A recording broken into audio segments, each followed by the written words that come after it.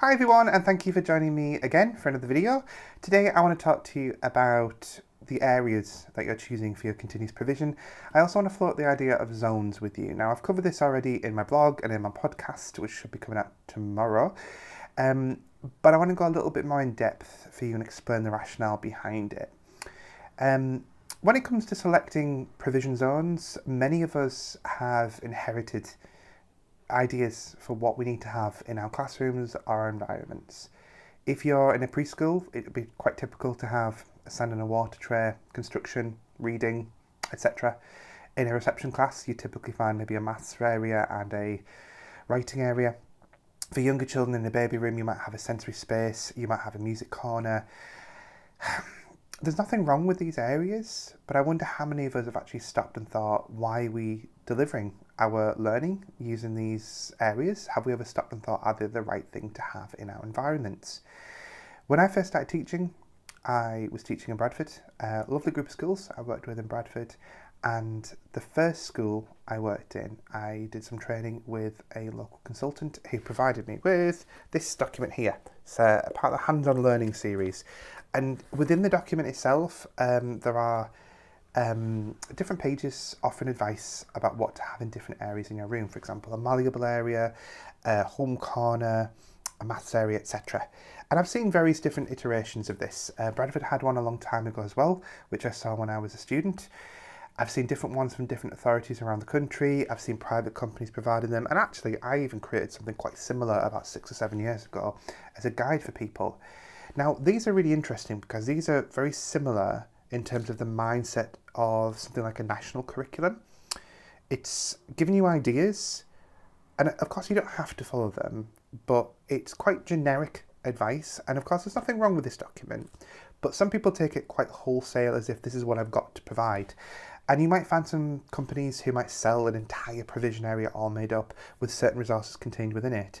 But if you think quite carefully about your unique culture, if you're working in inner city Bradford and you compare yourself to a friend's school where it might be a rural school in Devon, your children come at it from very different points of view, with different backgrounds, different communities, different, perhaps even different languages, lots of different things. And the likelihood is they will have different skills and knowledge that they already had learned, before they came to you. So why are we providing the same resources and the same provision areas in the same schools, or in different schools, for different children? So these days, it's all about personalisation, and that's why these documents aren't produced anymore. It's about recognising that each individual child, each individual school, each individual provision area needs to reflect the unique culture of your environment. And so this brings me to thinking about what provision areas you've selected already. If you've just gone back to school or into a setting in the last few weeks, the chances are you've spent some time over the summer, or even perhaps before the summer, maybe even a training day when you came back, setting up 1 or 2 different provision areas. I imagine most of you have probably got things like a reading area and construction, etc. I wonder if you stopped and asked yourself why. What is it about these areas that makes them so special, that is necessary? Could you pinpoint in your curriculum or in your culture the need for this area? I'm not going to stray too far into curriculum, but each of us should have some kind of unique curriculum created anyway. Even if you're not in England and you might have a document that you refer to as your curriculum, you should still have some kind of personalisation approach to it, whether it's a separate document or not. But you will have something unique that you're presenting. So you don't have to have a sand and water area, at least not at the start. As you move through the process, as you think about what you want to deliver in terms of the learning, if you think about, actually, I want my children to be learning about balance, and I want them to be learning about numbers and shape and space and surface area and capacity, through those conversations, through recognising that's part of your curriculum, you might realise actually it's a good idea to have a construction area or a sand area, because those are really easy ways to deliver those parts of the curriculum. But there are other parts of the curriculum that perhaps aren't as easily delivered using a specific provision area. For example, things like your prime areas. You don't typically have a personal, social and emotional area or a speaking area. I know some people try to have an area that's meant to generate language, but actually we know that language can be generated elsewhere.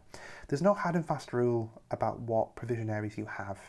I've recommended to clients a wealth of different provision areas, including one school where I suggested having like a we called it a wrestling area, but essentially what I was trying to suggest was kind of a rough and tumble, large scale movement area. It's about recognizing what your children are bringing with them, what they're really good at, and what new things you can teach on top of that, but also recognizing some of the deficits, some of the things that are missing, and thinking, what can I provide for children to use to develop that skill and that knowledge? This is quite a hard sell for some people, because I know some of us are really addicted or determined to have specific areas in certain ways, and it's come about in a few different ways over the last couple of years. There's been a big push about, do we need to have a writing area, do we need to have a maths area, and I suppose I sit on the fence in that, because it's all about your own children. If you think you have a staff team around you who have the skills and the knowledge to be able to teach mathematical concepts in all the different areas in your room, then you probably don't need to have a maths area. However, if you think that teaching using focused learning around maths is perhaps more beneficial for the staff team and the children, then having a maths area where you can go and do just maths makes sense. And you can apply the same thing to a literacy or a writing area in itself.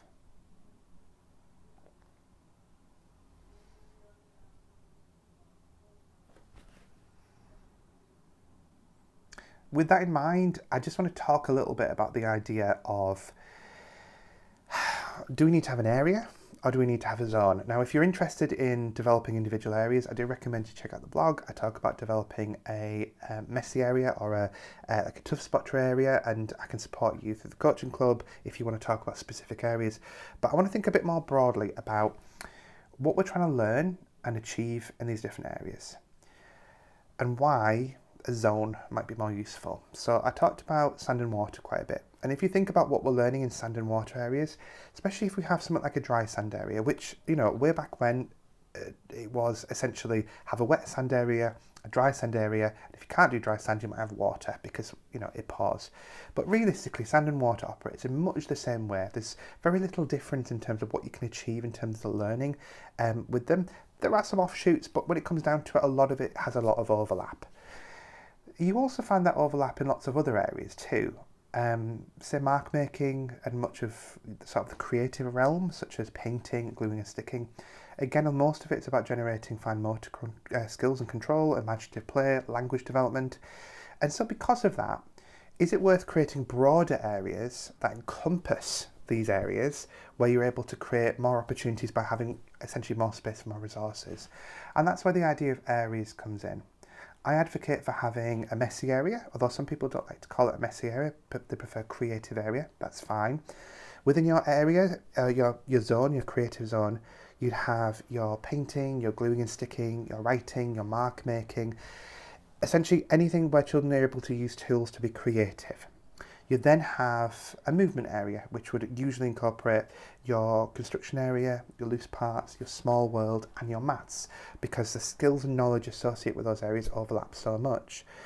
And then eventually, you'd have something like a home area.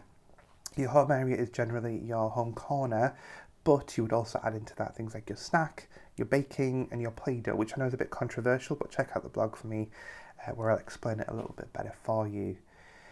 I've worked with quite a few clients now who have transitioned to having areas, and by doing so, they're able to clump the resources together because they had overlap before. They used to have buckets and spades in lots of different areas, or spoons or something else in lots of different areas. By creating a bigger zone, they're able to add more in. That allows for more depth because there's more resources available and allows for more creative play. Now, a few of the clients I'm sure will be happy to share with you some pictures, but I've worked with private nurseries, childminders, and with schools, and all three groups have found this to be very beneficial to their practice. It's just something to consider. That applies to sort of indoor areas. Outdoors, it's a little bit different, and I'll cover that in a future episode too. The lesson here really is you don't have to follow any particular plan about what provision areas you have in your room.